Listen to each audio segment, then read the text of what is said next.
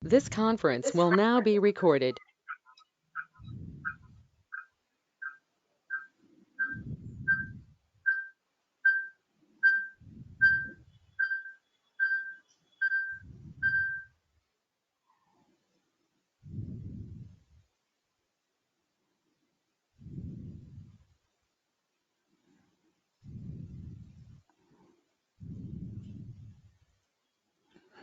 Now,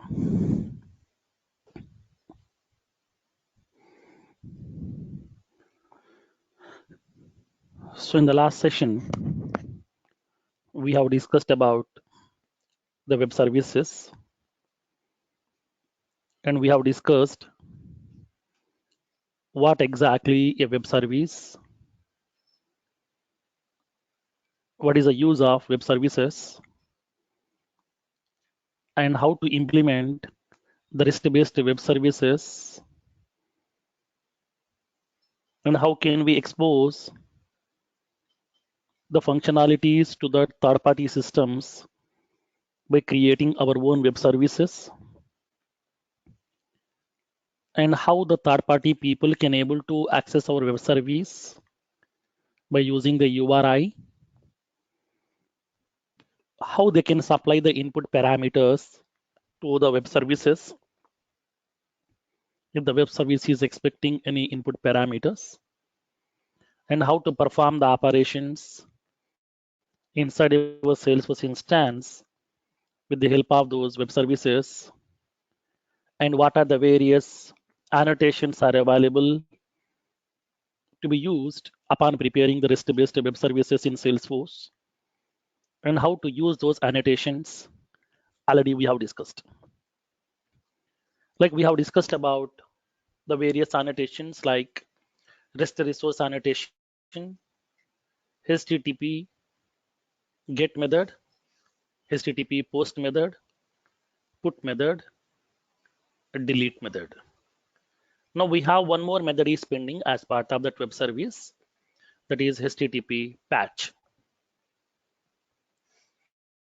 How to use that at the rate HTTP patch annotation and how to perform the operations with the help of that annotation, we'll see practically so that we can complete these web services and we'll move forward to that JSON concept. Now, the next one is HTTP patch. So what is the use of this HTTP patch annotation? HTTP patch annotation is used to perform the upsert operations. As of now, we know HTTP put method, HTTP post method. HTTP post we have used to insert the records, and HTTP put we have used to update the records. But in some cases, I want to perform both the operations. But in some cases, I want to perform both the operations, like insert operation and update operation, both in one shot. In this case, if you want to perform both insert and the update operations in one shot, then we can use an annotation called as HTTP patch annotation. HTTP patch annotations can be used along with the REST-based web service, which will be used to perform both insert and update operation into your object with the help of a single DML statements. So we no need to use that multiple DML statements to insert and to update the record separately. We can able to perform both insert and update operations in one shot with the help of that HTTP patch annotation. Then how can we use this HTTP patch annotation? Now let's see practically in this case. Okay, now let me give that note point here. By using this annotation, we can prepare a web service which can perform upsert operation inside the object. That is, we can perform both insert plus update operations at a time. By using a single DML statement itself, we can perform both insert and update operation. Then how it is going to be considering what record has to be get updated, what record has to be get inserted. In this case, whatever the record is having the ID, that record will be nothing but if the record founds any ID, that record will be getting updated. If the record doesn't have any ID, that record will be getting inserted automatically here. You know this concept as part of DML statements we have discussed. The similar kind of passion is available here also. It will update the record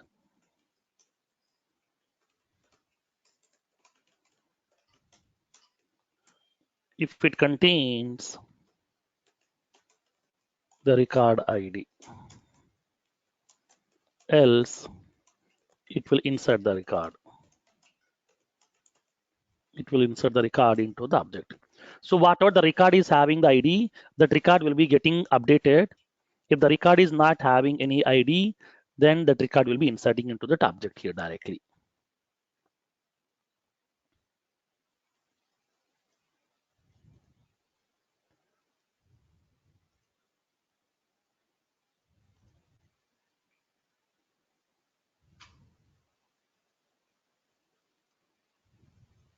This conference will now be recorded.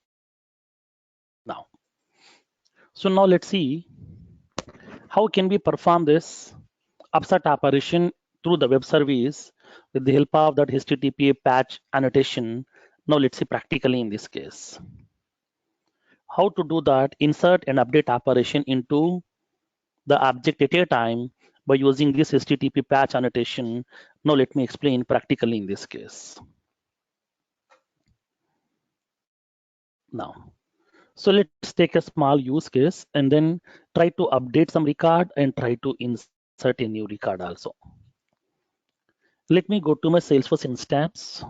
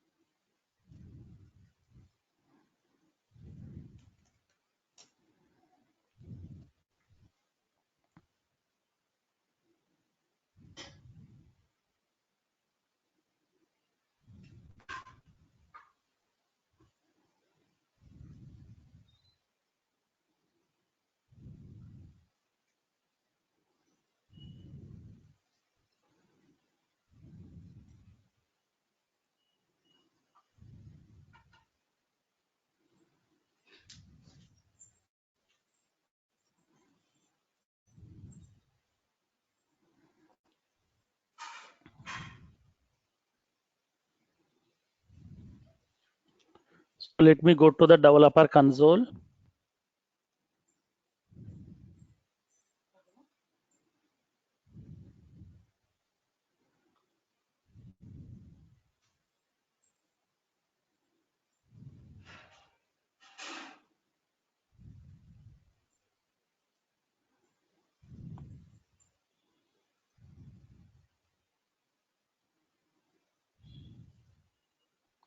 Okay, so let me take a small use case in order to implement the HTTP patch annotation. For example, I'm having the hiring manager records are available, where some set of hiring manager records are available right now with me. So whenever we are creating the hiring manager record, we need to supply the hiring manager name and the location and the contact number, email ID, and the PAN number. These are the various details are available. Now, so now what I want to do is I want to perform the upsert operation on my hiring manager object. For example, let me take a record here. There is a record with the name some Amit Dhal. So here the record is available, which is having some values. We are having the email ID, we are having the location, contact number, and then PAN number, everything is there. Now, I want to update this record. Whatever the location is available for this Amit, I want to change this value to some Chennai. Instead of this Hyderabad, I would like to make it modified to Mumbai. I'm changing this value to Mumbai here. Now, in this case, what happened here? I need to update that value. Okay, through web service, I want to update this record. So what value you want to update? We need to update that location value. Along with that, I want to update the contact number also. Both the field values I would like to update. And along with that, I want to create one more record also. That means what? I want to update this Amit HR hiring manager record, where I would like to change the location name to some Chennai and then the contact number to some different value. Along with that, I want to create a new hiring manager record also. Then how can we do that? Now let's see practically in this case. Now, so let me take a small use case.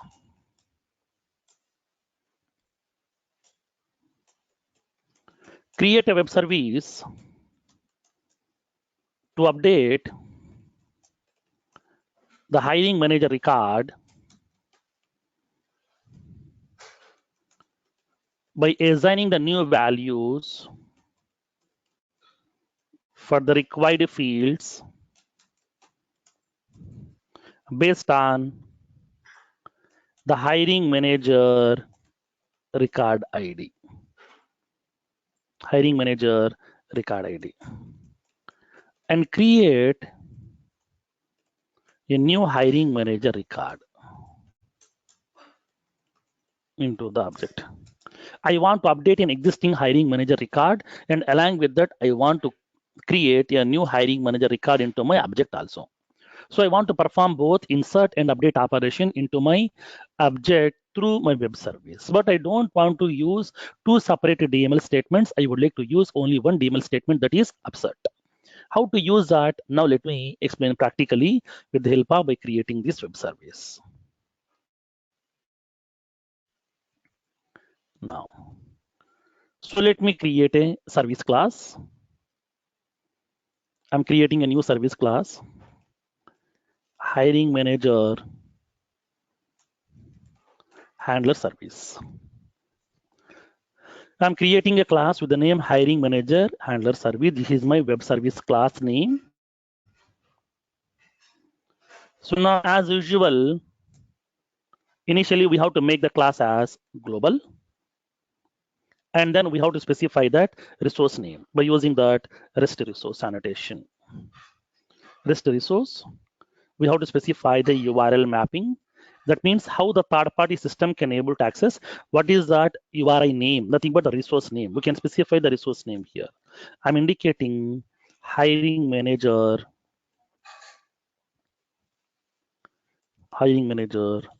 handler service. Okay, hiring manager handler service. So this is the service which I'm going to be creating right now.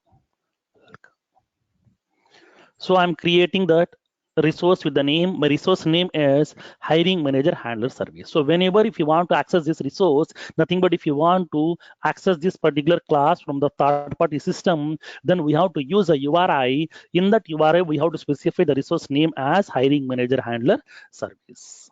Now, so now in this case, I'm preparing the method, a web service method I'm preparing inside that, which can able to perform the HTTP upsert operation. So that I'm using HTTP patch annotation. I'm using the HTTP patch annotation, which can able to perform the upsert operation inside your object records. Now, so I'm preparing the method here.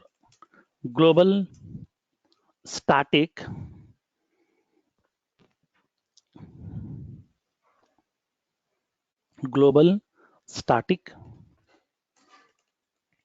list of hiring manager. So why I'm giving this return type as list of hiring manager is whatever the record you have updated, whatever the record you have inserted, then what is the guarantee to me that record is updated and record is inserted? I want to get those records back. Once the record has been updated and inserted, then I want to get that record back. So from my workbench, I would like to test. I would like to see those records. What record has been updated? What record has been inserted? I want to see those records, whether the records has been processed successfully or not. I want to see that records. For that one here, I'm going to be using that return type as list of hiring manager. Why I'm using this list is because I'm not going to performing only one record. I would like to insert one record. I would like to update another record. So two records. So for that, I'm using that list collection. I'm indicating that service name as absurd hiring manager service. Absurd hiring manager records. Now, here I would like to supply here. What record you would like to modify? For that record, we have to supply the record ID, right? Yes. So for that one, I'm specifying the record ID. Now, I'm passing that string record ID. Okay, record ID. This is the record ID which I'm going to update. For that record, what is the value you are going to supply? I want to change the location value. I want to change the contact number both. Okay, so that here I'm going to passing those parameter values also. String, I would like to specify the HR city, and then string HR phone. So these are the two field values I would like to update. That means I'm going to be updating the location value and the phone number value, contact number value of the HR who is having this record ID. So whatever the record ID is available, that record ID, I'm going to be updating that record here. So now we need to update that record information. Okay, we need to update that record information. So once the record has been getting updated, then I would like to insert a new record also inside my object. Then how can we do that? Now let's see practically. So based on this ID, okay, based on this ID, I would like to update that record. So now for that one, I'm going to be fetching that record information. Hiring manager, HR equals to, I'm fetching that ID, record information. Select ID of the hiring manager, name of the hiring manager, location underscore underscore C, and the contact number underscore underscore C from hiring manager. From the hiring manager, I'm fetching the record here based on that record ID, where ID equals to record ID. Whatever the record ID that was supplied, based on that record ID, okay, based on that record ID, I'm collecting the respective record information from my object, including the location value and the contact number value. So once the record information is available, okay, once the record information is available, now I'm indicating HR.ID not equals to null. That means if the record has been returned, okay, with this ID record is there. Like why I'm specifying this condition is with that ID, whatever the ID I have supplied, with that ID, if there is no records are available inside my hiring manager object, might be I have supplied some wrong record ID, might be I have supplied one record ID which is already deleted one. So at that time, that record may not be found. So that here I'm indicating that I'm verifying the condition. So if the HR.ID not equals to null, if the HR ID value not equals to null, then I'm going to be updating that record. What values you are updating in that HR, I'm going to specifying that contact number value. Contact number, I'm applying that value. What is that value here? That is nothing but HR phone value. And then location value. Location name equals to, I'm assigning that HR city. These are the two columns information. I would like to fetch, okay, I would like to fetch the contact number, and then location field value. Based on that hiring manager ID, I'm collecting that respective hiring manager record and that record name and the ID, location value, and the contact number. I'm collecting that information. Once the record has been getting assigned, okay, once the record has been getting assigned with the new values, then I need to update. But directly, I don't want to update that. I want to store this record inside a collection. So for that one, I'm preparing a collection. Prepare a collection to hold the records. I'm preparing the collection. List of hiring manager. LST or HR records to upsert. New list of hiring manager. So whatever the hiring manager records are available, which you have updated, and then which you are inserting newly, those records I would like to store inside a collection. Those records I'm going to storing inside a collection. For that one, I'm preparing a collection, a list collection. Once a list collection is ready, then I'm adding the record to that collection here.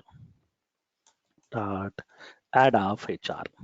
Whatever the HR record whose values has been getting assigned with the latest one, now please store that HR record inside your collection. Inside my collection, that is HR records to absurd, in that collection I have stored that record. Now, so now as of now, I'm done with that update operation. That means what? I have collected the record based on the ID, and then for that record, I'm changing that location value and the contact number value. The new values I have assigned here, and after that, I'm storing that record inside my collection. This is for the update operation as of now. Updating the record. Now, like a similar way, I want to insert a new hiring manager record also here. For that one, create a new hiring manager record. I'm creating a new hiring manager record, like as hiring manager underscore underscore C, some HR equals to new hiring manager. I'm indicating like some HR record. I'm supplying the values. HR record dot name. I'm supplying a value, some Rajesh Kumar. Okay. Rajesh Kumar. HR record dot location. I'm giving the value as some Mumbai. HR record dot contact number. I'm assigning the value.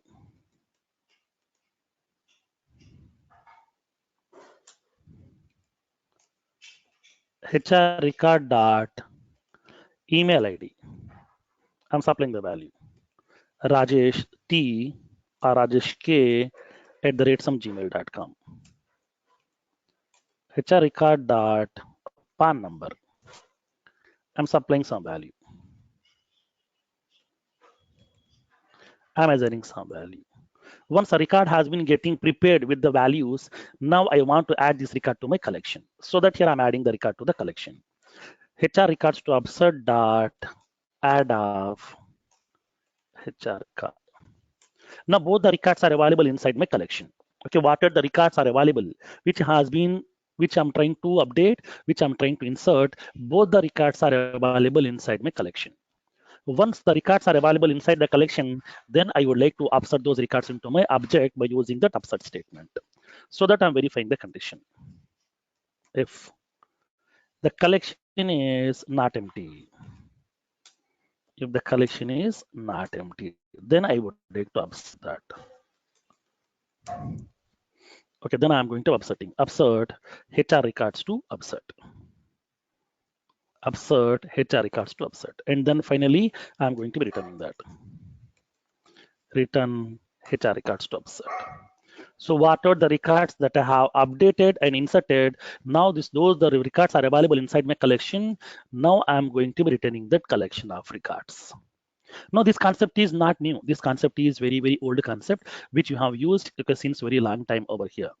So because as part of DML statements and everywhere, we have used this functionality, not new one.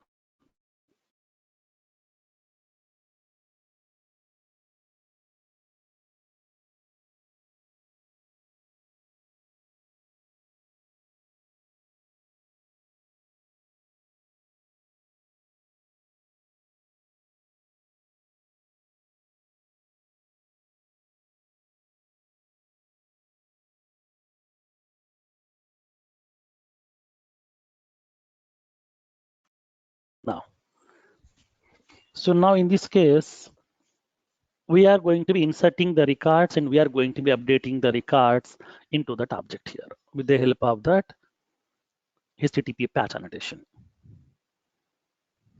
Okay, now So now in this case, when coming to my web service, the web service is receiving the three parameters, record ID parameter, and then that means this is the ID of the record which needs to be get updated, and then city value which I'm going to assign, phone number which we are going to assign for that location field. So now for that one here, I'm based on that HR record ID, I'm collecting the respective record from the object. And then by making an SOQL query, for that record, I'm going to be assigning that latest values for the phone number field. That means contact number field and the location field. And that record I need to update, but immediately I'm not updating because I have one more record to be get inserted. So that I'm storing this record inside my collection. Once a record has been getting stored into the collection, then I'm preparing one more record to be get inserted. So both the records have been added to the collection. Once both the records has been added to the collection, then on the collection of records, I'm going to be performing the upsert operation by using upsert statement. You can use upsert statement or you can use database.upsert method also, whatever okay you feel comfortable, any one of that. Now, so let me test this web service. How can we test it now?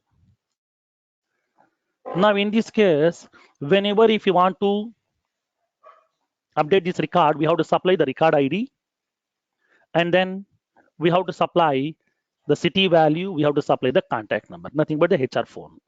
Now, so in this case, let me prepare that. So let me prepare that request body. That means here we have to supply the input parameters in the form of JSON format. So here we need to supply. So what is the key values over here? We need to supply the key, the three key values we have to supply. The first key is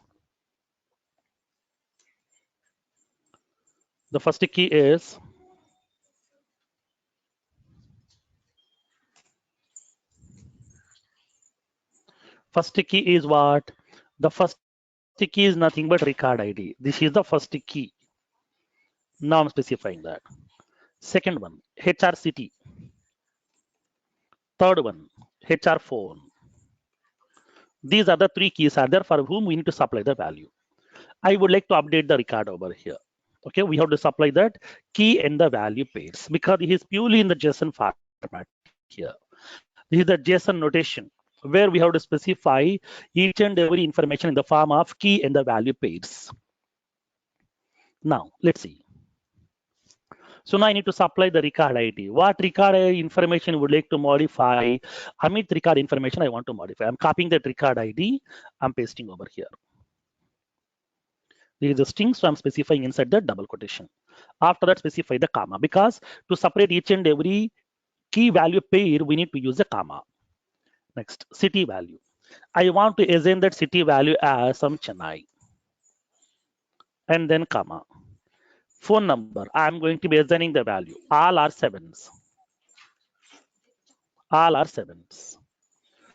So now here in this case here, I'm already it is having some different values there. Now I'm going to be assigning that latest value that is called as all are sevens.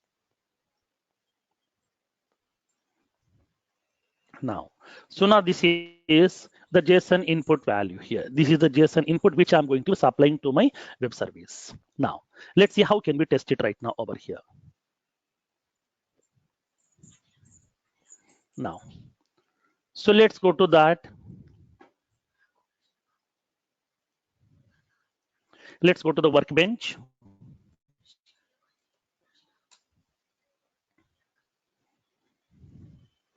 I'm using the workbench to test my web service.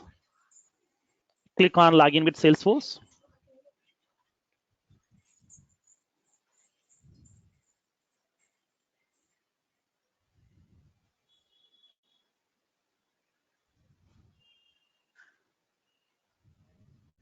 Now, select that method here. The method is patch method. Now I need to specify that. What is the resource name? We have to specify /services apex rest / specify your resource name. What is my resource name? My resource name is hiring manager handler service. This is my resource name. Copy that resource name here. Copy that resource name. So now this is the resource which I would like to invoke. But when coming to this resource is nothing but having an annotation called as @ HTTP patch annotation, which is expecting some input parameters like as record ID, HR city, and the HR phone. These are the three input parameters are available for whom we need to supply the values. Those values were supplying in the form of a JSON format here inside the request body. In the request body, we need to supply the input parameter. That means here, like the similar way in third party also, whenever you're testing any third-party web service, whenever you are consuming any third-party web service, if the web service is expecting any input parameters, we have to pass that input parameters in the form of request body.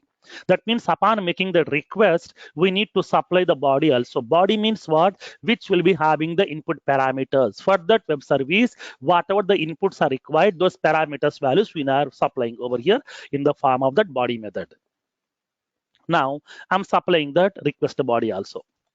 So now when coming to this web service, it is expecting the three input parameters: record ID, HR city, and the HR phone. These are the three input parameters are available for my web service. For those parameters, I'm supplying the values. These are the values which I'm supplying over here in the form of JSON format. So once you specify this information, before executing that, let me verify. Now it is having the Amit record is having the location as Mumbai, contact number, some values. Now let me execute my web service right now. Select that method as patch method, click on execute. Once you click on execute, it will perform that respective operation. Now it is indicating the results. Nothing but both the records has been returned to you as a result. So now we got the result over here. So now Amit Dhal record has been updated. Now previously it is having that location value as Mumbai. Now I have updated this value as Chennai. Let's expand this folder. We can see. Now the value is Chennai. Contact number also has been updated here. Now a new record has been created with the name Rajesh Kumar. This is the ID has been allocated by Salesforce over here for that record. And this is the name, location value, contact number, whatever we have supplied, email ID, and the PAN number. That means both the records has been reflected. Both the records has been processed successfully over here. So now with the help of that web service, not only insertion, not only updation, not only deletion, not only retrieval, we can perform that upset operation also in one shot, where we can able to update and we can insert the record into that object also in one shot. That possibility is available to you over here. So this is the way we can able to perform the operations inside your Salesforce instance with the help of web services. Okay. Now, so let me paste this code inside your document.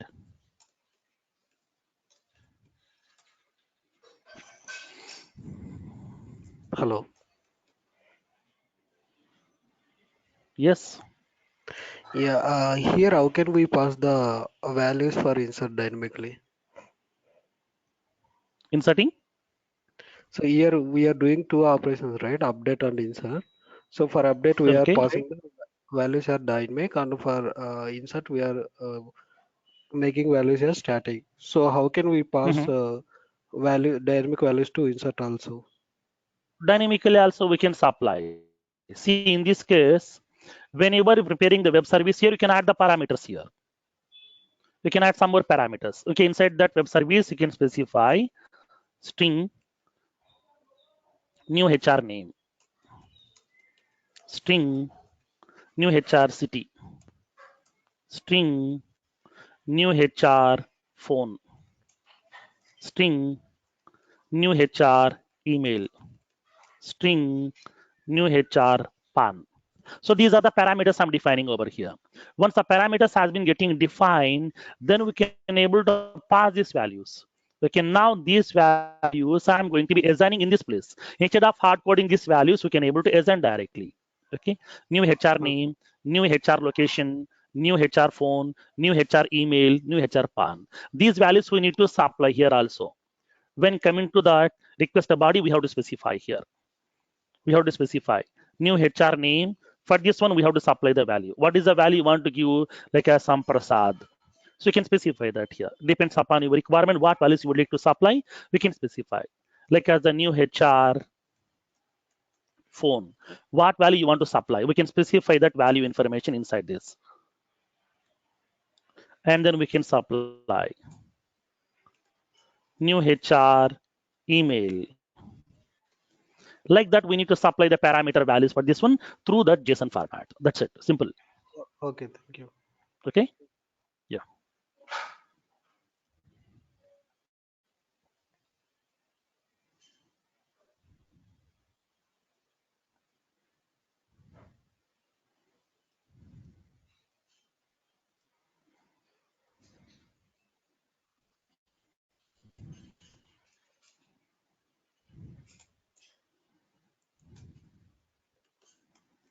Request body.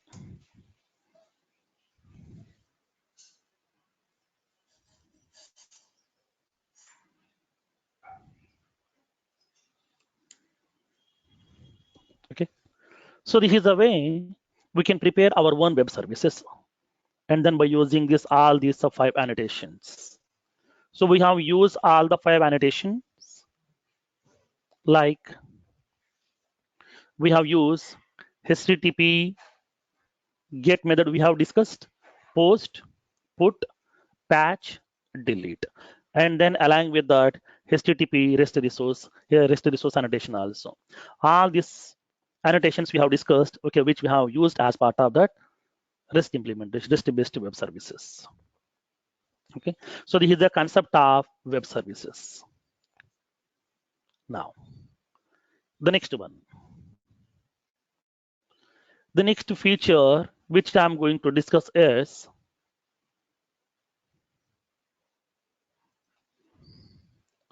JSON.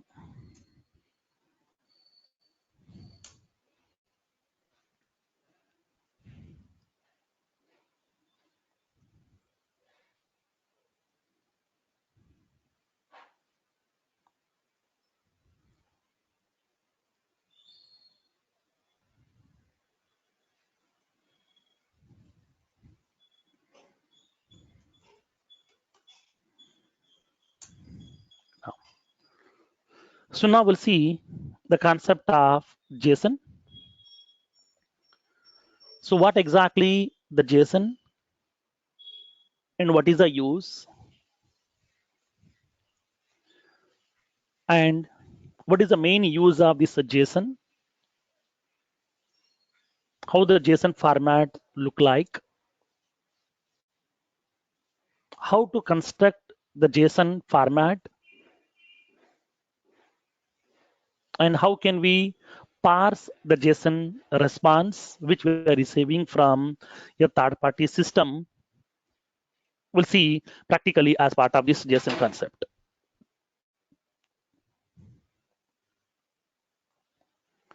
Now, so what exactly JSON stands for?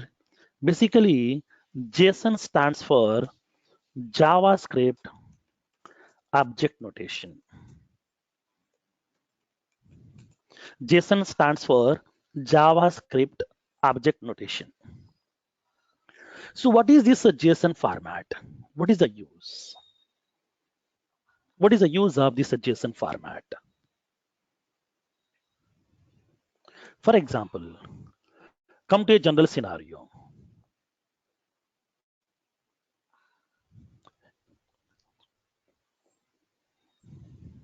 For example, assume that we have 2 people. 2 persons are there. Both the people wants to communicate with each other. Both the people wants to communicate with each other.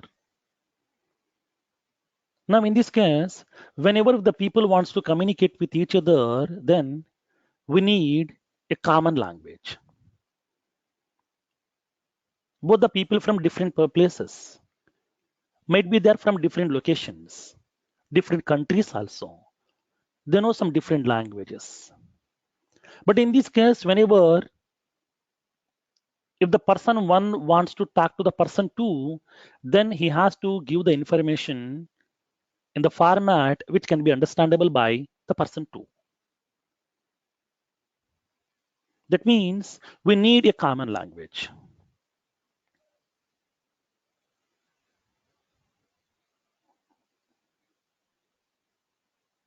For example, if I'm speaking with a person who just know only the English and Telugu, Hindi. If I'm speaking in Tamil, that person can't understand. I know only Tamil. Suppose if that second person is speaking with me in terms of Hindi, I can't understand. So whenever if you want to have some communication, if you want to share some information, if you want to have some exchange of the data at that time, we need a common format. We need a common format. That common format we are using between the applications that is called as JSON. JSON is a common format which is used to exchange the data between the multiple applications. JSON is a format which is used to exchange the data between the multiple applications. Whenever if one application want to send a request to that second application, then we have to send the request into an understandable format. Okay, into an understandable format of that third-party system, or it may be a target system.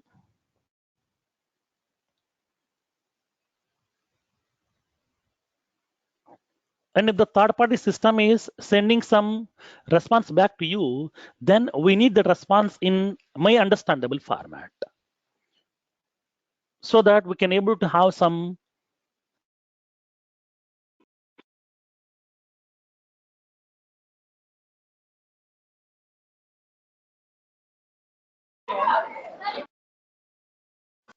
reason we are going to be using a common format. Like for example here, assume that I have two applications are available with me.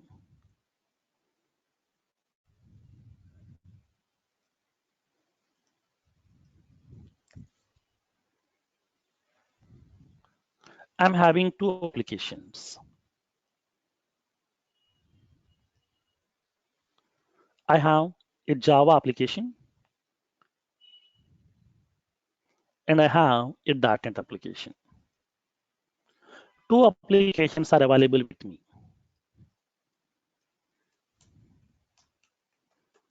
I'm having a Java application which has been purely built upon Java programming language. And along with that, I'm having a .NET based application. Microsoft .NET application, which has been purely built upon Microsoft .NET. These are the two applications are available. Now, these two applications I'm using as part of my business. In one department, I'm using this Java application. In another department, I'm using that .NET application. But both are part of my business only. Both these applications we are using as part of my business. So, but some cases, I need to make these two applications can communicate with each other. I need to make these two applications can communicate with each other. So in this case, what happened? Sometimes Java application will send a request. Java application will send a request to the .NET application. Okay, it will be sending that request. And then .NET application will be receiving the request. It has to send the response back. It has to send the response back to that Java application. I need to send some request. I need to get some response also. But in this case, whenever I'm going to be sending the request, okay, whenever I'm going to be sending the request, so here the request here. Here the request, and here the response. So I'm sending some request to that Java application or the .NET application, and then I would like to get some response back. In this case, whenever I'm going to be sending the request, like a Java application is sending request, what it will send? It will send a Java object. Okay, Java object to the .NET. It will send the request in the form of the Java object. But when coming to the Java, Java is using that object notation. What is the Java object format? That is a bytecode format. Okay, Java object format is bytecode format. But whenever I'm sending this bytecode format of data to the .NET application can't understand. Because bytecode is a different format which is utilizing by the Java application, which has been introduced by the Sun Microsystems to make the Java as a platform independent. So this can be understandable by only by the Java application. Other programming languages, other technologies, other databases, other operating systems can't understand. So like the similar way, whenever I'm sending the request to the .NET application should receive that request. It should be able to understand that. But whatever the request has been sent by the Java application, that request is in the form of bytecode, which cannot be understandable by the .NET application. Because .NET object format is MSIL format, Microsoft Intermediate Language. MSIL means Microsoft Intermediate Language. So in this case, what happened? Bytecode format is different, MSIL format is different. Suppose if the Java application is sending the request to the .NET application in the form of bytecode, then .NET application can't understand. Then how it is going to processing that? Simply it will be discarding that request because it can't understandable, so it can't process. Suppose if the .NET application is sending the response in the form of MSIL, then Java application can't recognize that MSIL format because MSIL format will be understandable by only the .NET programming. Other programming languages can't understand. So now here in this case, whenever if you want to make the two applications can communicate with each other. Why? Because every programming language is having its own notations, its own formats, its own limitations also, its own principles, its own rules. At that time, to make the two applications can communicate with each other, we need a common format. Okay, we need a common format. Now, in this case, we are going to be using that common format over here. We are using a common format in this place. In order to make the two applications can communicate with each other, we need a common format. That common format is nothing but JSON. We can use JSON, we can use XML also. Okay, we can use JSON or we can use XML. Any one of that common format we can use. So now when coming to that JSON is very lightweight when compared with that XML. Okay, when compared with the XML, JSON is very lightweight to parse. It's a client side. Parsing the JSON response is very, very easy. But parsing that XML format is a bit typical when compared with the JSON. So that here, most of the application, 99% of the applications are purely following JSON formats. Because JSON is purely in human readable format, and that too, it will be forwarding the information from one system to another system very fastly.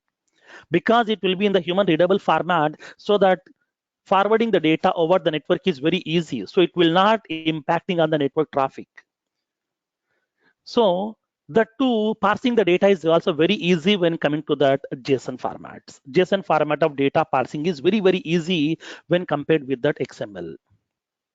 But if it is an XML, XML is purely case sensitive. It's purely case sensitive, which is having a lot of process upon parsing that XML data. For that reason here, most of the applications are falling to use that JSON format. When you go to that mobile applications, especially mobile applications, are purely supporting JSON. Because the mobile application has to run with a very less amount of memory inside your mobile device. So that here, parsing should be very lightweight. It should not be taking more time. It should not be impacting on the network traffic. For that one, most of that applications which have been built up on mobile platform, those are purely utilizing the JSON format over here. And that too, whatever the application that we are going to implement, those applications are also utilizing the JSON format. Now, in this case, how can we prepare the JSON formats here? How the JSON format look likes, and then how to prepare the JSON format of request, how to get the response from the third-party systems, and then how can we parse that JSON format of response. We'll see practically as part of this JSON concept.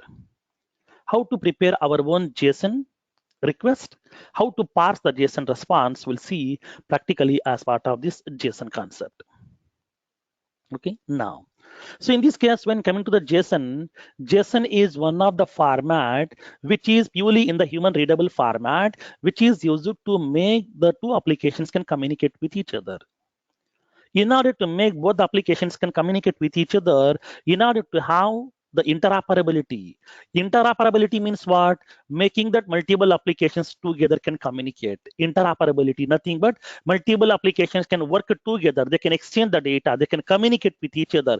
They can have some handshake between those applications. For that reason, we are using the JSON format or XML format. But JSON is very lightweight. That's what here when you go to some databases, especially when you go to some MongoDB. MongoDB is one of the database, like as Oracle, like as SQL Server, we are having MongoDB. MongoDB is one of the database which is purely storing the data in the form of JSON.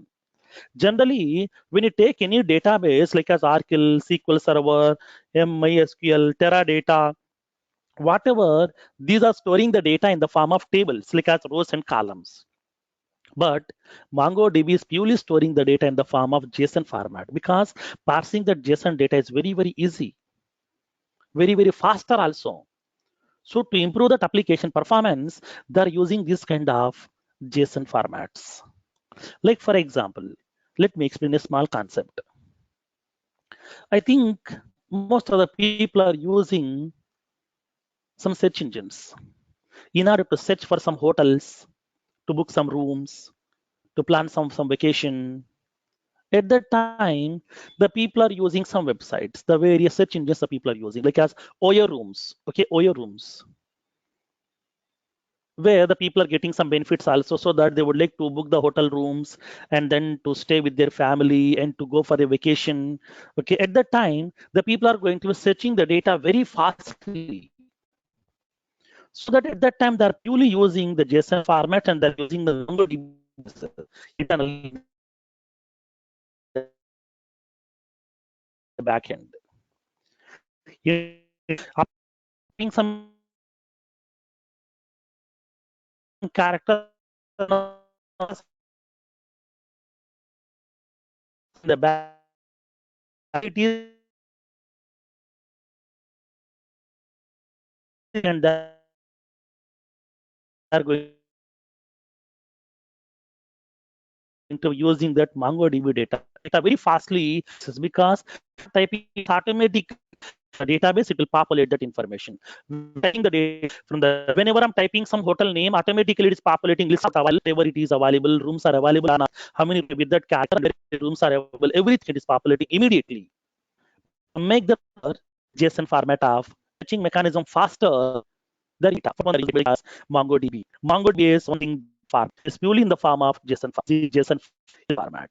So that's why now one JSON format is how can we our JSON format and how and what various dates the JSON will be in this case. Now let's see now. So let me explain that concept.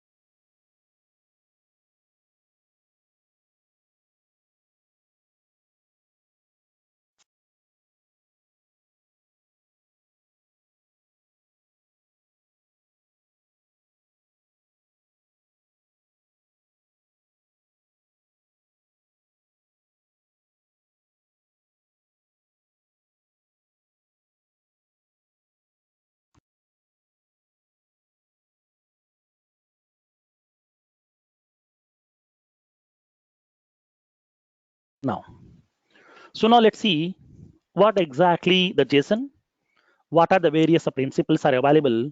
Now let's see practically in this case. So that already we know. When coming to the JSON, JSON stands for JavaScript Object Notation because it is purely derived from JavaScript.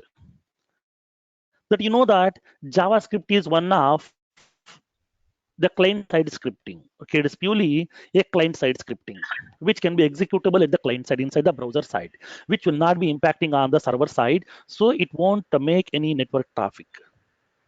So in this case, in order to make your application performance faster, we are going to be doing that processing inside the client side itself, nothing but in the browser side itself, we are going to be performing those operations.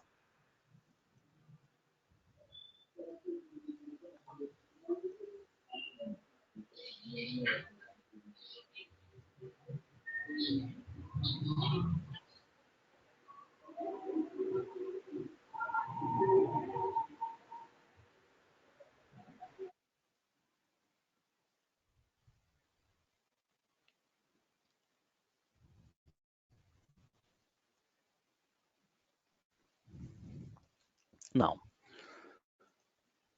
so JSON is purely derived from the JavaScript, which is used to parse the information at the client side. So no need to send any request to that server. So we can reduce that number of server trips. We can reduce the network traffic. We can make your application performance improved.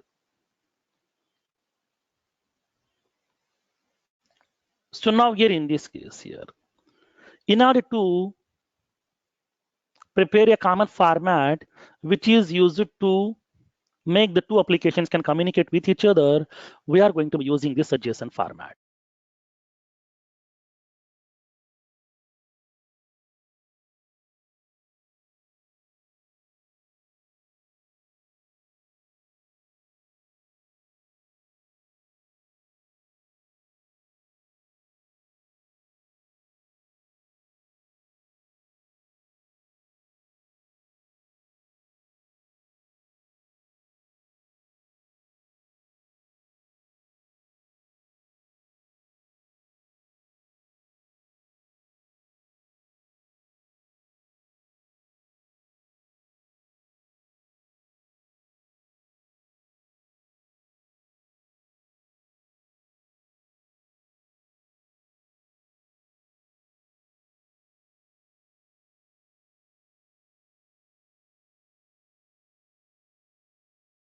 To the JavaScript JSON, JSON is a commonly used message format for the applications irrespective of programming languages.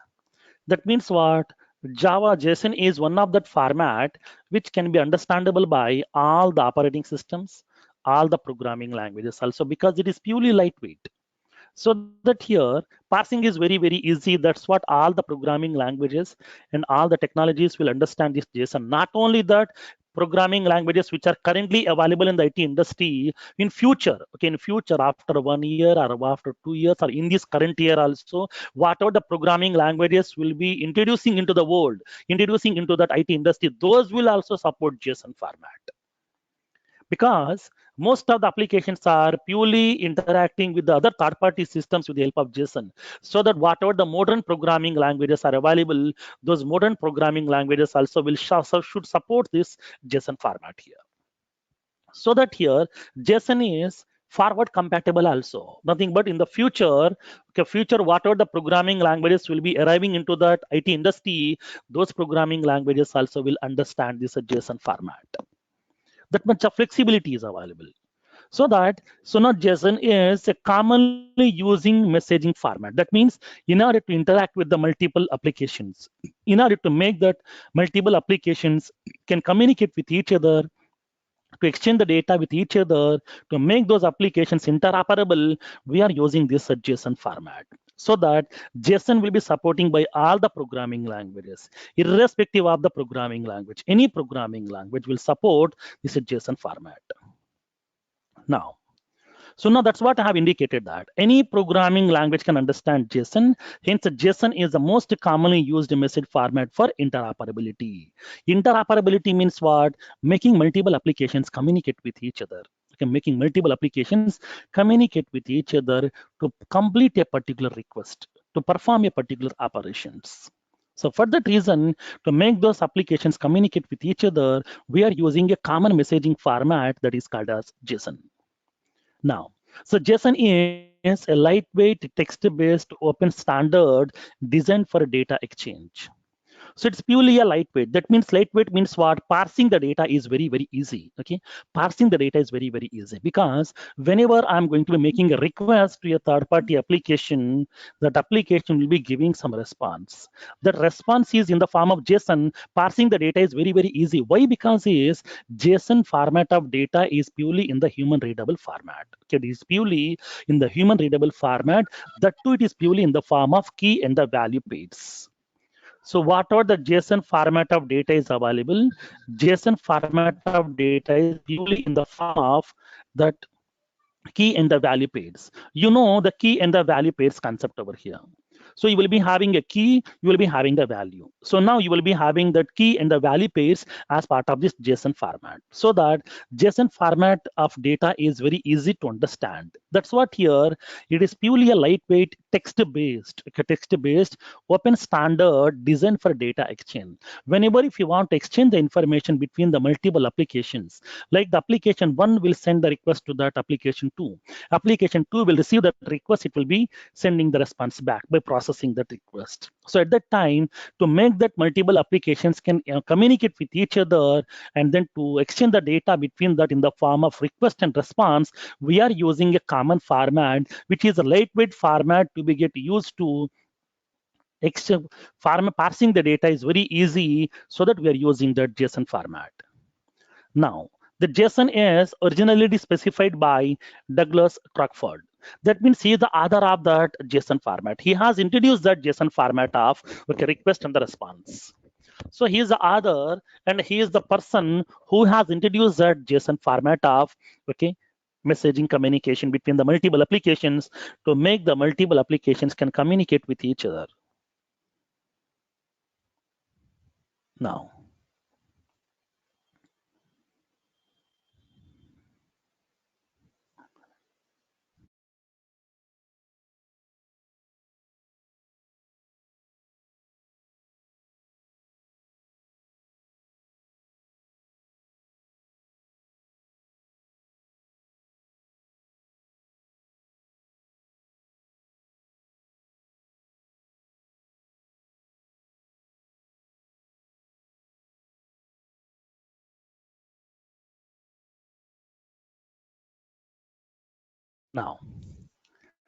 so when coming to the JSON, that already we have discussed, JSON was designed for human readable data interchange.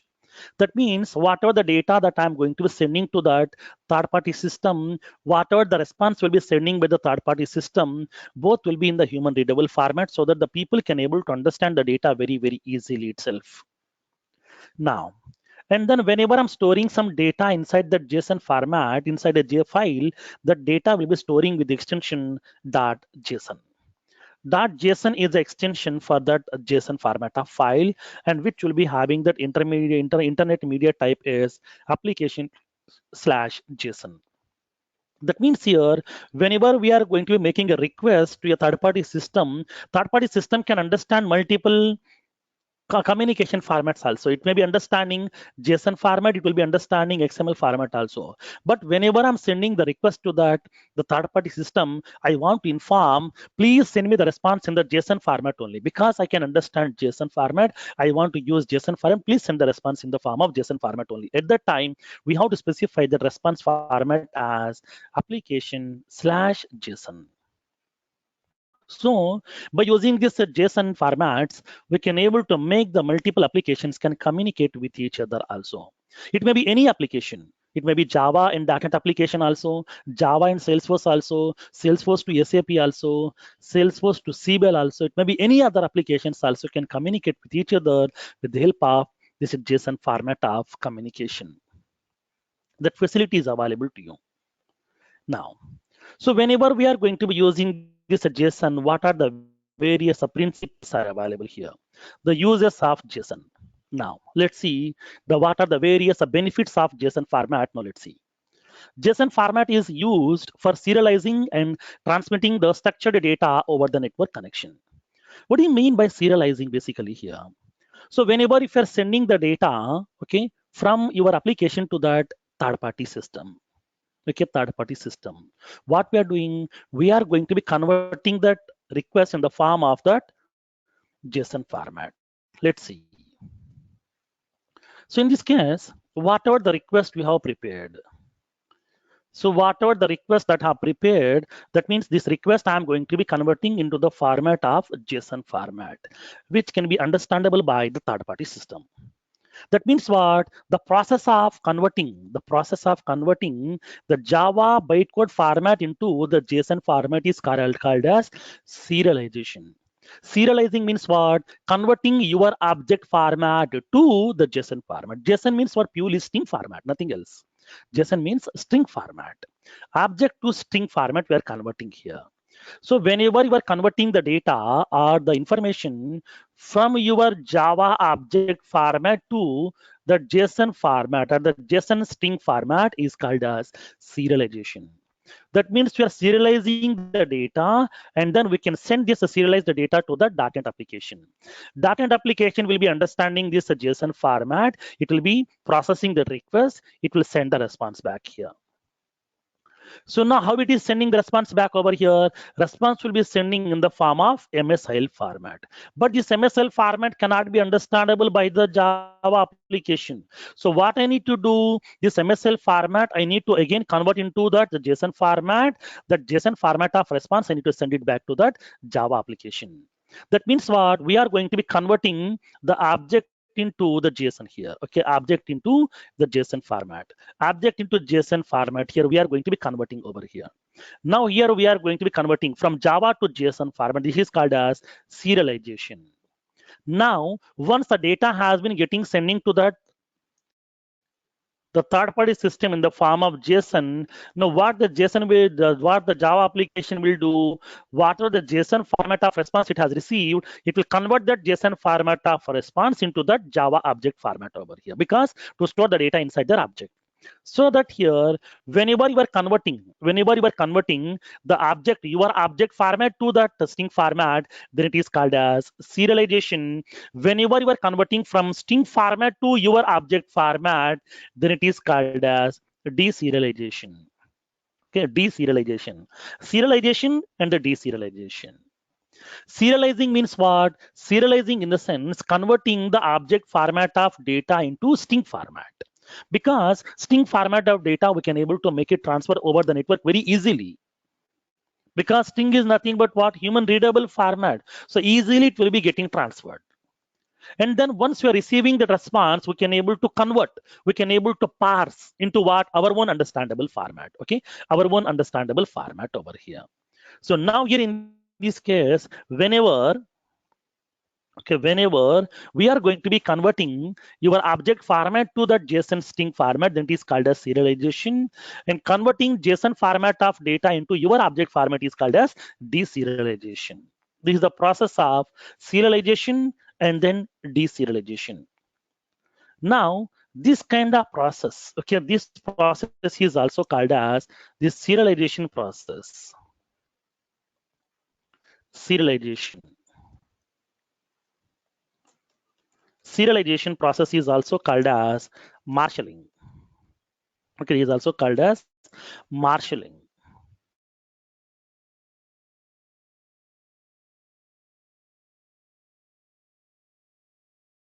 It is also called as pickling. Pickling or marshalling or serializing all are same. Now, what do you mean by serialization? Serialization is nothing but it is a process.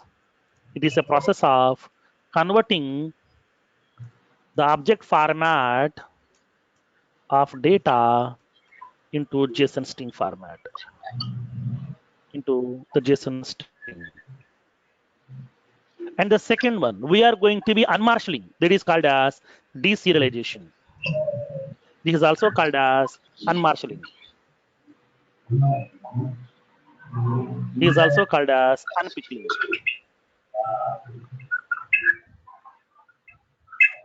So Vasu, could you please be on mute? Okay. Okay, sir. . 。 . 。 . 。 . 。 . 。 . . . . . . . . . . . . . . . . . . . . . . . . . . . . . . . . . 。 So Vasu, could you please be on mute?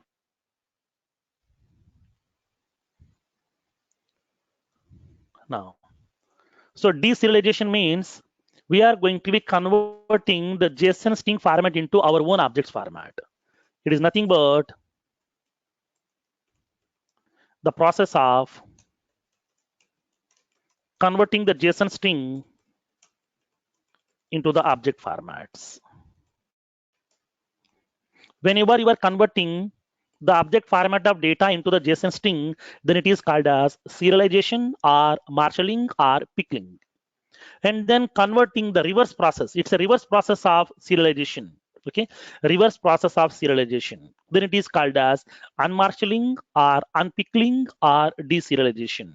So where we are converting the JSON string format of data into our own objects format. So at that time we are using the concept of serialization and the deserialization. By using the JSON format, we can able to perform both serialization and then deserialization also both. We can able to convert your object format of data into the JSON string format, and then once the response has been received from the third-party system, we can convert that JSON format of response into your own objects format so that we can store the data inside your objects wherever you want.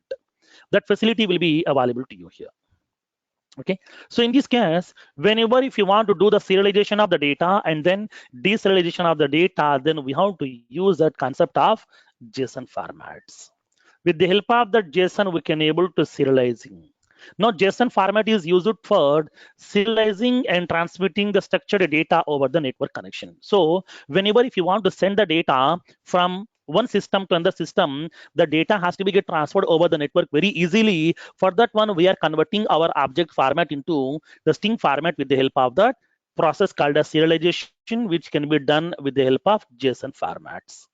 Next, it is primarily used to transmit the data between a server and the web applications.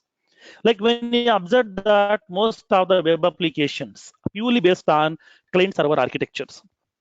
All the web applications and databases, these are purely implemented based on the client server architecture, where you will be having one server, multiple clients.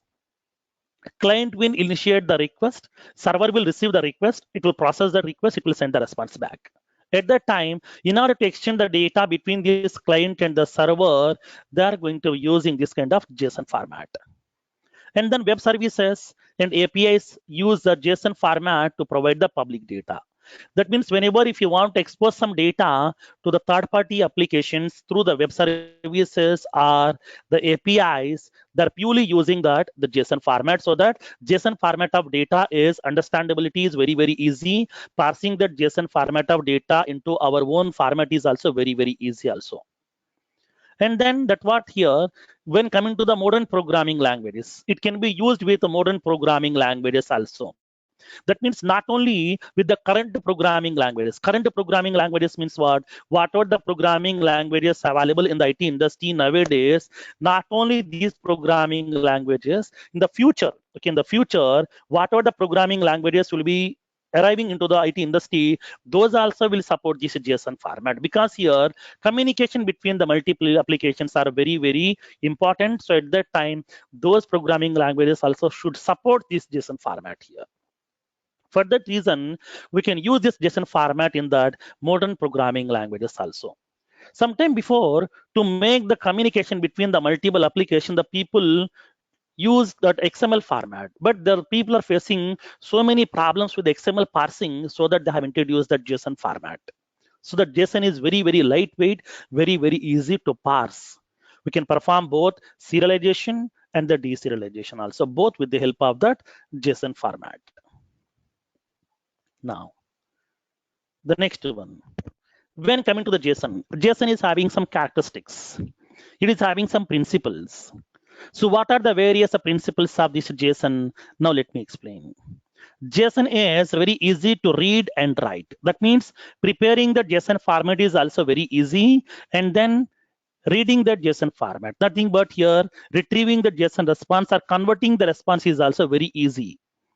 And then it is a lightweight text-based interchange format. That means it is purely lightweight. No need to have any server-side coding. No need to process. Okay, at the server side, we can able to parse the data very easily also, because it is purely in the form of key and the value pairs, which is in the human readable format.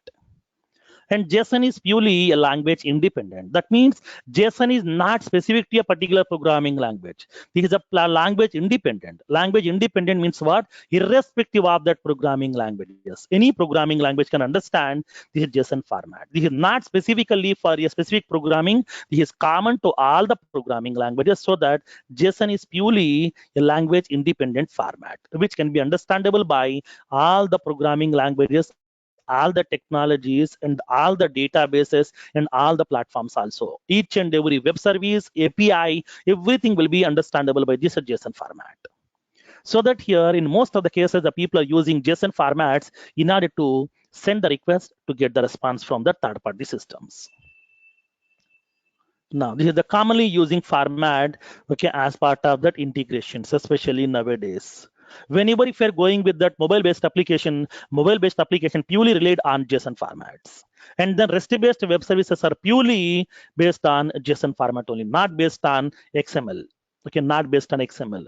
Only the SOAP web services are dependent on XML format. XML format is very the high, like as it will be the more weight. That means more weight in the sense a lot of processing we need to do upon conversion and upon retrieval. So, but here when coming to the JSON, it is very, very easy to parse that information, so that most of that modern programming languages, everybody is going to be preferring to go with that JSON format. Next.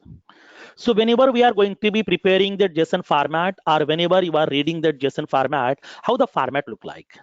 Like when you go to any programming language, every programming language is having its own rules, its own principles. Like in our Apex programming also we have discussed. Like in Apex programming, Apex is not a case-sensitive programming. Apex is purely a cloud-based object-oriented programming. In Apex programming, every statement should be ends with a semicolon. Like that, we have indicated some format. We have indicated some rules, some principles of that programming languages. Like the similar way, whenever you are going to preparing the JSON format, then it is also having some set of principles. It is also having some set of rules. Then what are the various rules of this JSON format? JSON is following some set of rules. Now, in this case here, what are the various rules are available? Now let's see. JSON syntax is basically considered as a subset of JavaScript syntax. That means that I already told you JSON is purely derived from JavaScript, because JavaScript is purely a client-side scripting language. So here also parsing is very, very easy when coming to that JSON format. That's what here it is purely, it's a subset of JavaScript format. And now that I already told you, in when coming to the JSON format, data representation, the thing, but whatever the data you are going to pass into the third-party systems, the data is purely represented in the form of key and the value pairs.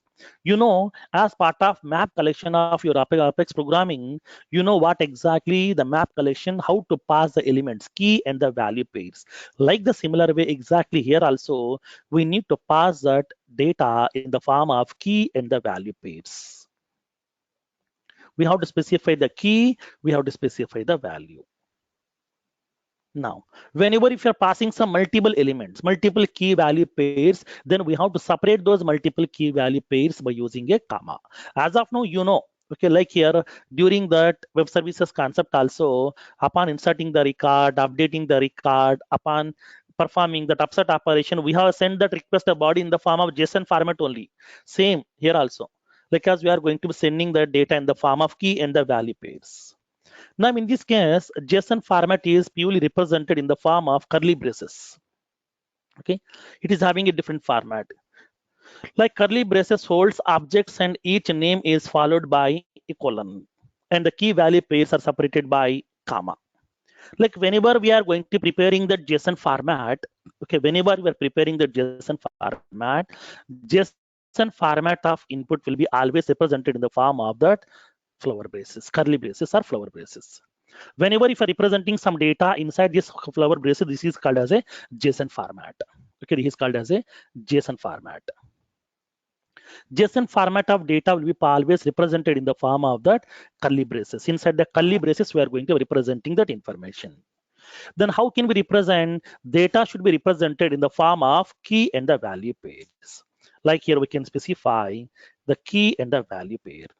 Here we can specify the key name, and then we can specify the value. Then how can we make it separate over here? How can we combine key and the value? This can be done with the help of a colon. So this is the key and this is the value. Key and the value. So now here the key value pair. Each and every, this is called as one element. Okay, this is called as one element, key value pair. If you want to store one more key and the one more value, then we can make it as comma and then specify the second key name. Okay, now here I'm indicating key name 2, value 2, and then comma, key name 3, the third key, value 3. Like that, here we can able to specify a number of, okay, a number of. So in this case, what happened? Whenever we are going to preparing the JSON format is purely represented, okay, purely enclosed inside that curly braces, nothing but in the flower braces. JSON format will be purely represented inside that flower braces. So where every element will be represented in the form of key and the value pairs.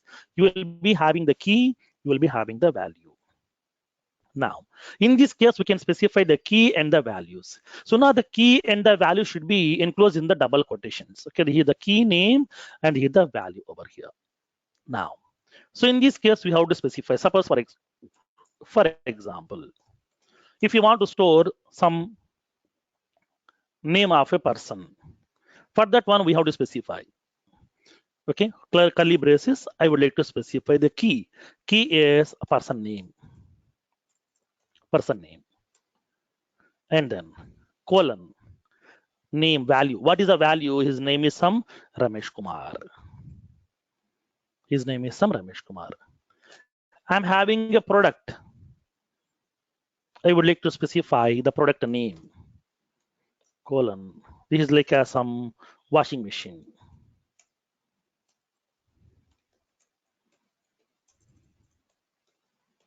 Washing machine. I want to store some country name.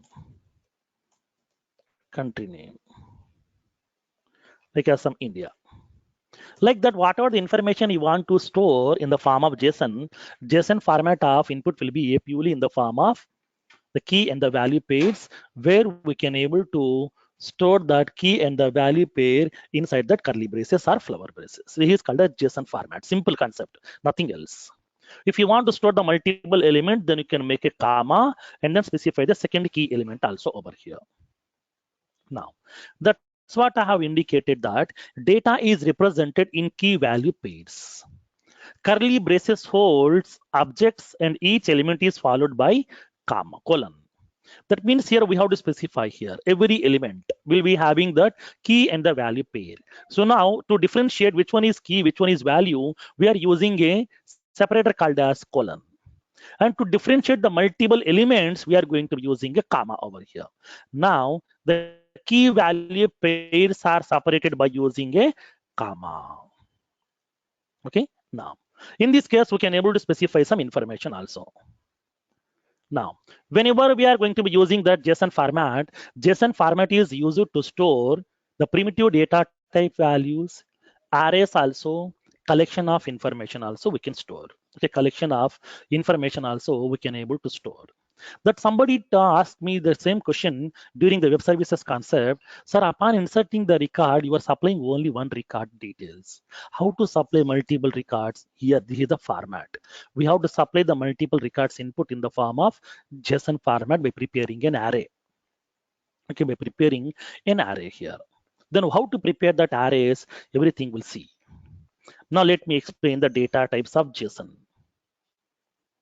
So when coming to the JSON here, JSON will be supporting the various data types to you. Like as your Apex programming language, we are having some set of data types. Primitive data types are there, and then S-object data types are also there. When you go to some other programming languages, those are also having some data types. Like the similar way, JSON is also supporting some data types. What type of data type JSON will support? Now let me explain. First one, JSON will support to store the number type of elements also. Okay, number type of elements. Number type of elements means what? Not only the integer, we can store integer values, decimal values also. That means floating point values also. Both we can able to store. That means with the decimal, without decimal also both. Okay, with the decimal, without decimal, both we can able to store. Now, in this case, how can we store the number data types over here? Number data type. So now this number data type will allows us to store the numerical elements with both integer part and floating part values also. Floating values also. That means with a decimal, without decimal, both. How can we store these elements over here? Now let me give you the syntax. Specify the flower braces. Specify the key name, okay, in the double quotation. Directly we can specify the value. Because this is the numerical. Generally, you know that. Suppose whenever I'm using my Apex programming, if you are passing some string values, we are enclosing the single quote.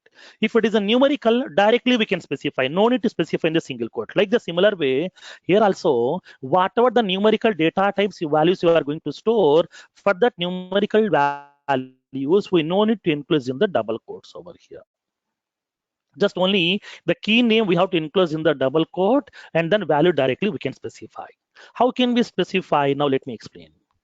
I would like to store some information like some product code. Product code 100001. Directly we can specify. For example, I'm storing some employee annual revenue. Annual revenue I'm indicating like some 20 lakhs 50 paisa. I want to store the salary. Salary I'm indicating like as some 40,000. 40,000 75 paisa. I'm indicating the person's weight, like the product weight.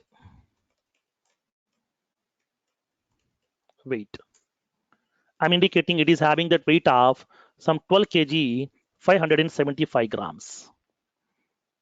Like that, we can able to store that numerical values. Whenever if you want to store some numerical values, we have to specify the key name and the value. Now that value may be either without decimal or with decimal also. Both will be acceptable as part of number data type. But in this case, upon storing that, upon representing that number data type value, now the value should not be enclosing in that double quotes. Because if you're enclosing in the double quote, only that it will be considering like as a string. Only the string values has to be get enclosing in the double quotes. Numerical elements, decimal elements, no, sorry, like as the Boolean elements, no need to enclose in the double quotes here. This is the format of representation. Second one, string data type. So what is the use of string data type? String data type will allow us to store a collection of elements. Nothing but it allows us to store a collection of characters.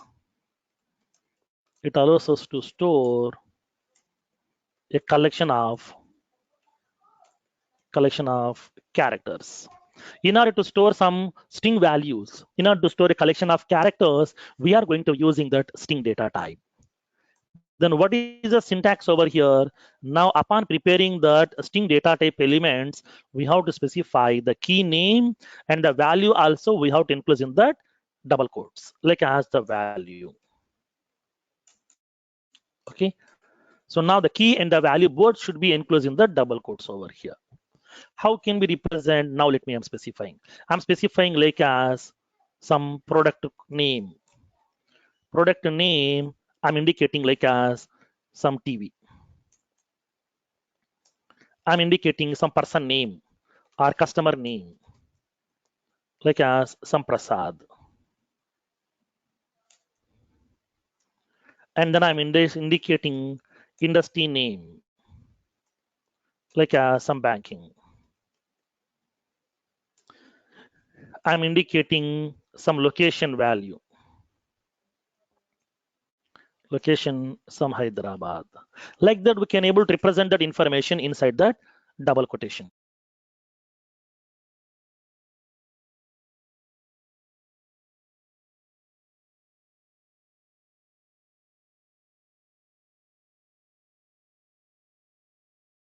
So whatever the string elements are available, those string elements we have to purely enclosing in the double quotation. Both key and the values has to be get enclosed in the double quotation. This is the fundamental principle of JSON format. Next, the third one, Boolean. A Boolean data type. So what is the use of this Boolean data type? Boolean data type will allow us to store either true or false values. You know this concept. Allows to store either true or false values. Now, how can we store this one? Let me explain the syntax. Syntax is we can specify the key name, colon, we can specify the value here. No need to enclose in the double quotation. Okay, the value we no need to enclose in the double quotation. For example, I want to store that. Is customer active? Whether the customer is active or not. At that time, we can specify true. Directly, we can specify the value. I'm indicating the flag value. Directly, we can specify false. If you want to store, is in stock, I would like to indicate true. Like that, we can store that true or false values inside that key. So that whenever we are going to be storing or representing the numerical type of values or Boolean type of values, we no need to enclose in the double quotes.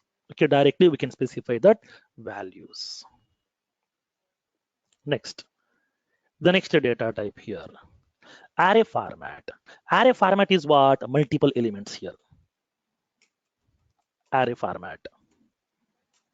You know what exactly array? What is the use of array? To store some collection of elements of similar type. In order to store some collection of elements of similar type, we are going to using that arrays. Now, it allows us to store a collection of elements of similar type. Similar type of elements we can able to store inside that array. So what is the syntax here? We can able to specify. This is the JSON format here. When coming to the array, every array will be having some name, right? Yes. In that array, will be having some elements, right? Yes. So we have to specify the array name. That means the key name. Colon. We can specify the array values. Now, how can we specify the values? Values to be get enclosed in that square braces. Array should be always represented in the form of square braces. Note. Array elements should be represented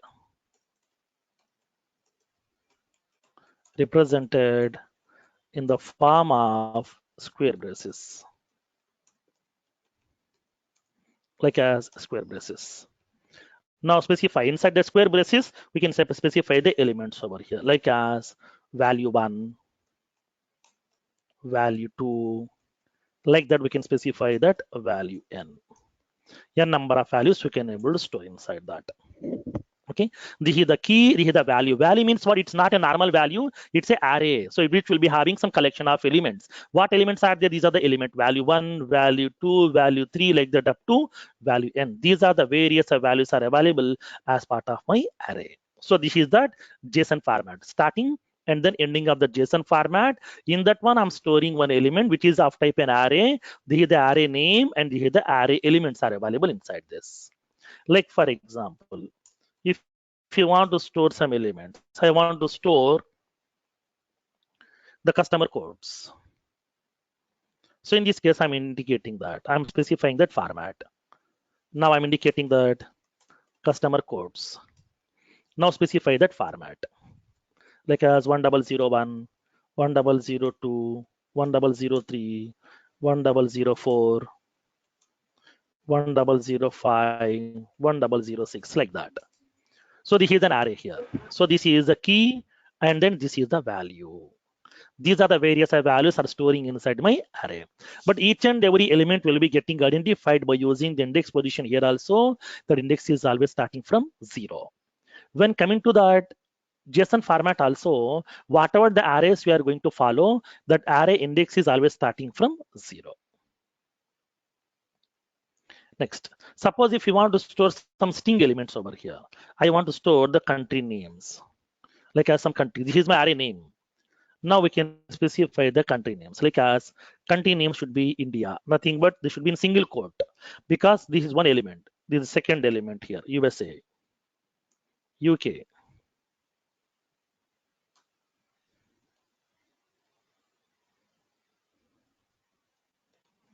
Australia, Japan,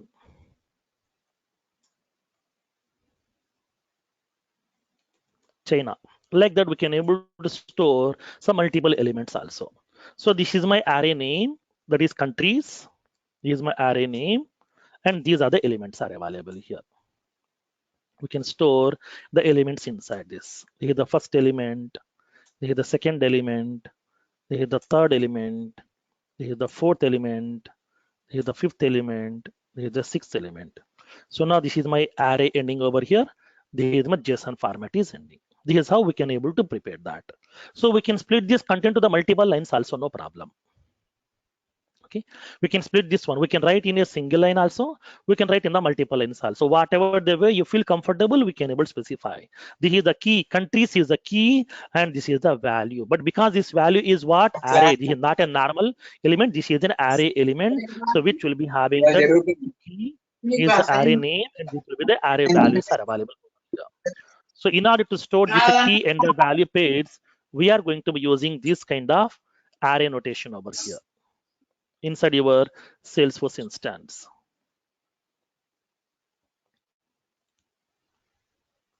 Okay, now next one. So as of now, we have used some primitive. Okay, we are using some primitive type over here. That means what? Primitive type means what? We are going to be using that similar type of elements. So now, so we have stored only one value also, like as numerical type. We have used string type. We have used Boolean type. We have used array type. But sometimes I want to store a record. Okay, I want to store a record where record contains the product. For example, it is a product record. Product record contains product ID. It's a numerical. Product name, it's a string. And then price, it's a numerical. And then country, it's a string. Available in stock or not, Boolean. Multiple things are available. How can we club? For that one, we are using object protection, object data type. Okay, object data type. Object data type will allow us to store a collection of different elements. Collection of different elements we can able to store. So now object is a notation which is used to store a collection of elements of different data types. It allows us to store a collection of different data type elements. In order to store the different data type elements, we are going to be using this object data type.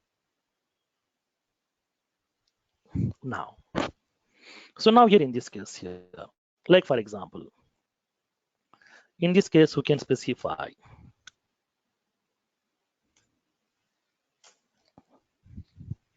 now I want to store some product code, product details here. When coming to my product details, it will be having like this. Product code is 100032. Product name is, now this product is a desktop. It's a desktop here. And the location is from USA. Manufacturer is some Dell Incorporation. Unit price is some that is 7,000. That is 7,000. It's available in the stock also. True. These are the elements are available. Then how can we store?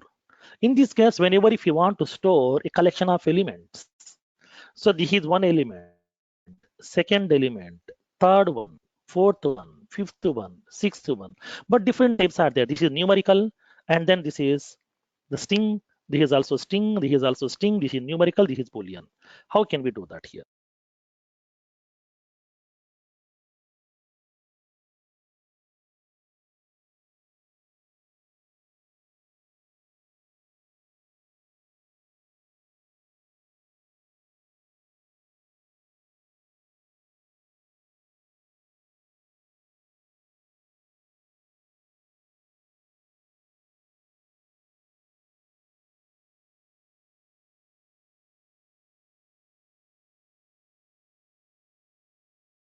Now, in this case, how can we store the different types of elements inside this? For that, we are using that object, like as a subject type.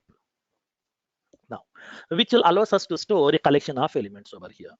Now, in this case, how can we prepare each and every element? Here is the product code, here is the product name, and here is the country from where they have manufactured.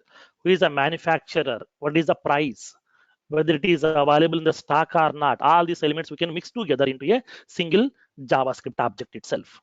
So now in this case, I'm preparing the JavaScript object. This is the object notation, that is flower brace. This is the JavaScript object. Specify that product code. Product code. This is the numerical. What is the value? 100032, comma. Second one, product name. Product name. What is the product name? Desktop, comma. And then this is the country from which they have manufactured. I'm indicating this is USA because it is a string, so that I'm including inside that USA. And then the next one is manufacturer. Manufacturer. This is some Dell Incorporation. Dell Incorporation, comma. Unit price.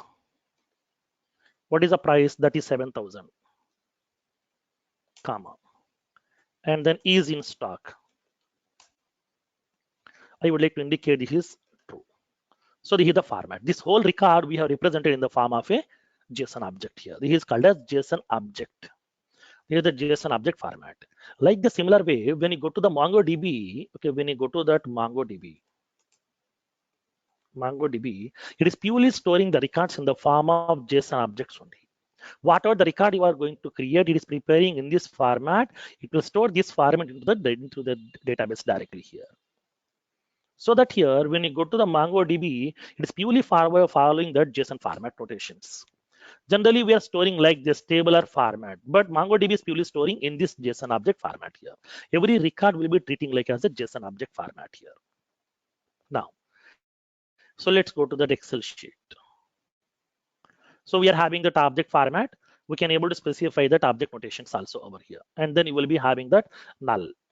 Null is nothing but empty, okay, which will be representing as a null format to you. These are the various data types are available as part of your JSON format. So now as part of this JSON format, we can represent the data also. Then how can we convert our records into the JSON format? We'll see practically in tomorrow's session. In tomorrow's session, we'll see how can we represent our object records, like as account records into the JSON format, and then position records into JSON format, and then wrapper classes into JSON format. We'll see practically. Along with that, we'll see the concept of JSON parser. How to parse. Suppose if I'm getting the response in the form of this JSON format from your third-party system, if I'm getting the response in this JSON format, then how can we parse? For that one, we are using a class called as JSON parser class. So what exactly the JSON parser class? How to parse the data which we have received from the third-party system as a response, we'll see practically. The JSON parser class is the most important one for the further sessions. For the future classes, this JSON parser class is the base. Okay, whenever you are connecting to the third-party systems, how the third-party system will communicate, how can we get the response? The response, how can we parse and how can we represent into our applications, into our objects, into our Visual Force pages, we'll see practically in tomorrow's session. In tomorrow's session, we are discussing the concept of JSON parser class, which is the most important one. Okay, don't miss that tomorrow's session.